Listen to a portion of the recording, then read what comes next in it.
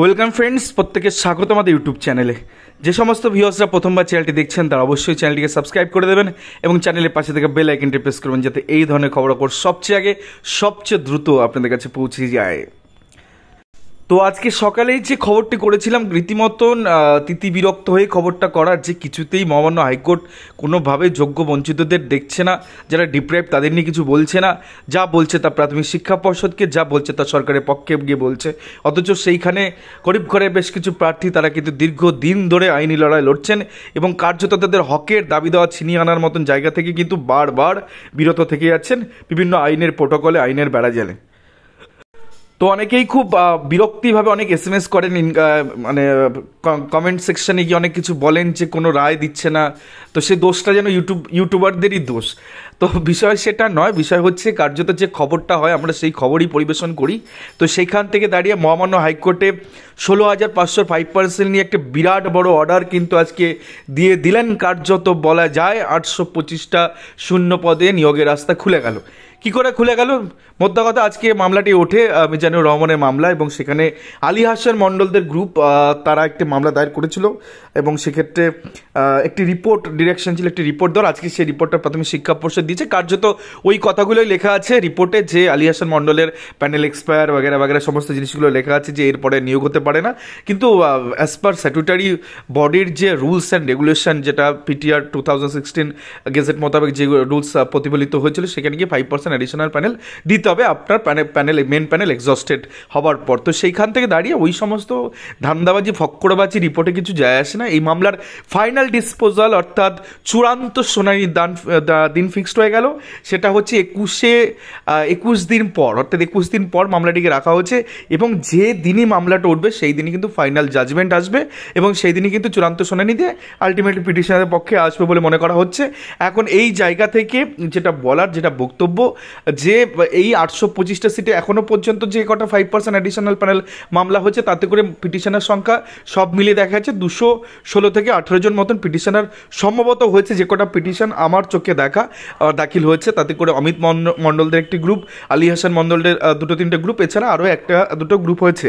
এবার অনেকেই আমাদের প্রশ্ন করছিলেন যে আপনারা করুন। সেই অর্থে কড়াকড়ির বিষয় নয়, বিষয়টা হচ্ছে জুড়ে থাকতে পারলে বেটার। বাই চান্স পিটিশনের ভিত্তিক রায় হয়ে গেলে তখন কিন্তু বিপদে পড়বেন, কারণ 2020 সালের রিক্রুটমেন্ট, 2025 সাল আমরা অনেক ক্ষেত্রে দেখেছি 2009-এর ম্যাটারে অনলি ফর পিটিশনার যারা মামলাটা কাট অফ ডেটের মধ্যে করেছেন তাদেরই কিন্তু জাস্টিস আহসান স্যার তাদেরই ফেভার অর্ডার দিয়েছেন। পরবর্তী ক্ষেত্রে যারা গেছেন তাদের এখনও পর্যন্ত কোনো সুরা হয়নি। তো এই মামলায় জুড়ে থাকাটা ভীষণ আবশ্যক। সেক্ষেত্রে আমাদের তরফ থেকে একটা ছোট্ট ইনিশিয়েটিভ নেওয়া হয়েছে। যারা আসতে চান বাজারে, যারা এখনও জুড়ে থাকেননি, তারা এখানে একটা ছোট্ট ডেসক্রিপশানে একটা লিঙ্ক দেওয়া আছে একটা হোয়াটসঅ্যাপ গ্রুপের, সেখানে আপনারা যুক্ত হতে পারেন। পরবর্তী ক্ষেত্রে আমরা মূল যে অ্যাডভোকেট যিনি রয়েছেন দীপেন্দু চ্যাটার্জিবাবু, এই মামলার মূল অ্যাডভোকেট, তার সাথে সরাসরি আমরা কথাও বলবো এই বিষয় নিয়ে, যাতে করে প্রত্যেকের সুরাহা হয় এক্ষেত্রে।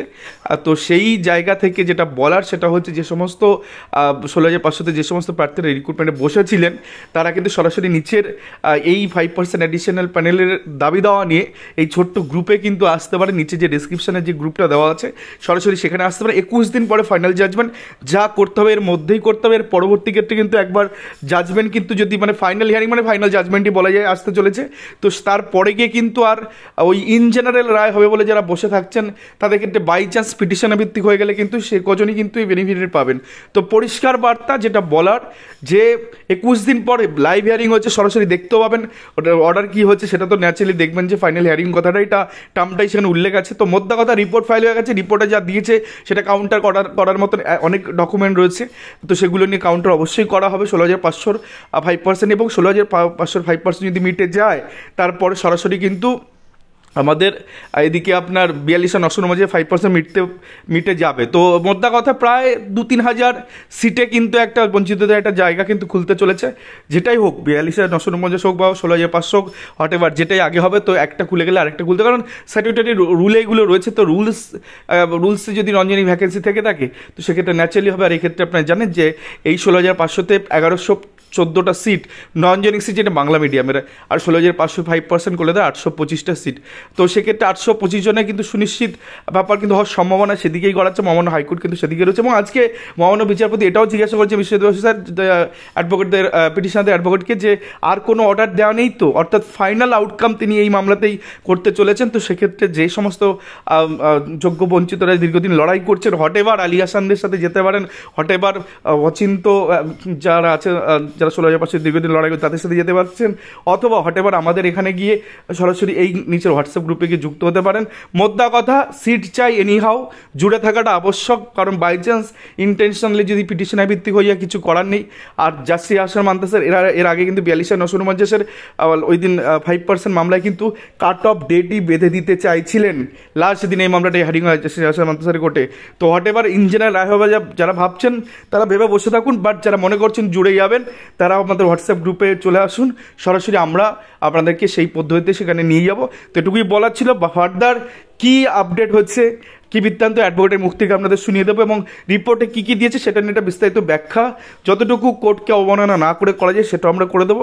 আশা করা যাচ্ছে এই মামলায় দ্রুত, অর্থাৎ নতুন বছর সবার খুব ভালো কাটবে, এবং 825টা শূন্য পদে কিন্তু নিয়োগের একটা সম্ভাবনা দেখা দিয়েছে। এবং সেক্ষেত্রে পিটিশনার কিন্তু অনেকটাই কম, কারণ অনেকেই চাকরি পেয়ে গেছেন পরবর্তী নিয়োগের ক্ষেত্রে। তো যারা যুক্ত হবেন তারা নিচের হোয়াটসঅ্যাপ ডিসক্রিপশানে যে লিঙ্ক আছে, ডিসক্রিপশানে যে হোয়াটসঅ্যাপ লিঙ্ক আছে সেখানে গিয়ে সরাসরি যুক্ত হন, এবং ফার্দার আপডেট আমরা খুব দ্রুত জানিয়ে দেবো। যা করতে হবে খুব দ্রুত, এনিহাও এটার মধ্যে যুক্ত হতে গেলে খুব দ্রুত যুক্ত হবে। ধন্যবাদ সকলকে, ভালো থাকবেন, সুস্থ থাকবেন।